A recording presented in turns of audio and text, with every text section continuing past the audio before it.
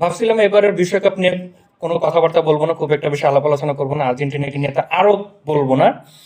কারণ আমরা আর্জেন্টিনা সাপোর্টাররা এখনো চিল মোডে আছে, কেন আছে সেটা আপনারা সবাই জানেন, বলতে গেলে ভিডিও অনেক বেশি বড় হয়ে যাবে। কিন্তু বাধ্য করলেন কথা বলতে একজন, তিনি হলেন লিওনেল আন্দ্রেস মেসি।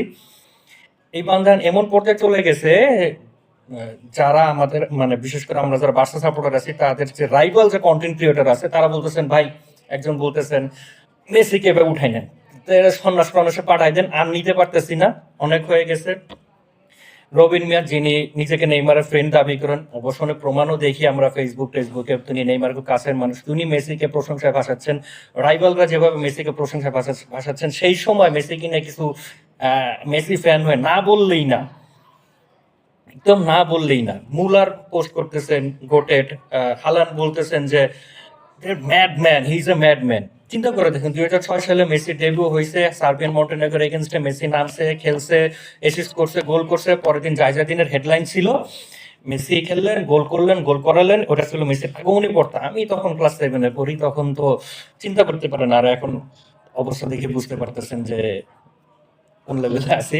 সেই মেসি এখনো খেলে যাচ্ছেন 2006 থেকে 2022। 98 বিশ্বকাপের সময় ছোট ছিলাম, একদম পজিশনে বিশ্বকাপ বলো, প্রথম বিশ্বকাপ 2002।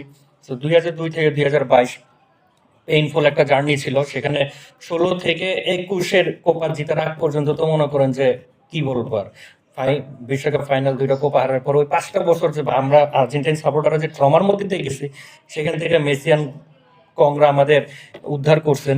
তো মেসি 22 সালের ওয়ার্ল্ড কাপের পর মনে হয়েছে আর কি দেখার আছে। পিটার ড্রোরি বলছেন যে Messi second hand with the paradise.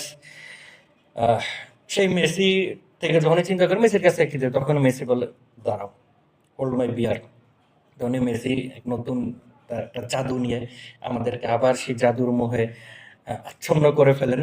এই যেমন আজকে ওয়ার্ল্ড কাপের প্রথম হ্যাট্রিক করে তিনি মিরোস্লাভ ক্লোসার লিডিং গোল স্কোরার যে রেকর্ড, সেখানে ভাগ বসেছেন। পরের ম্যাচ আশা করি সেটা হয়ে যাবে। তারপর most win as a player in the world cup, সেটাও ক্লোজার সাথে তিনি ভাগ বসাইছেন। তো মেসি পরের ম্যাচে আশা করি সেটাও হয়ে যাবে, মেসি নিজের করে। যদি এমবাপ্পে লিডিং গোল স্কোরার রেসে খুব ভালো করে আছেন, 2 গোল পিছিয়ে আছেন, ফাইট যাই হোক, এই মেসি যতদিন খেলবে ততদিন আমাদেরকে এভাবে অবাক করেই যাবে।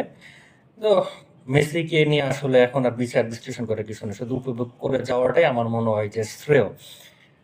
আর আমার মতো একজন তুচ্ছ ফুটবল ফ্যানের শব্দ ভান্ডার এতটাও মানে সমৃদ্ধ না যে মেসি কিনে কিছু বলবো, উমরে কিছু হইল সম্ভব না। মেসি জাস্ট এটা বলবো, আনপসিবল।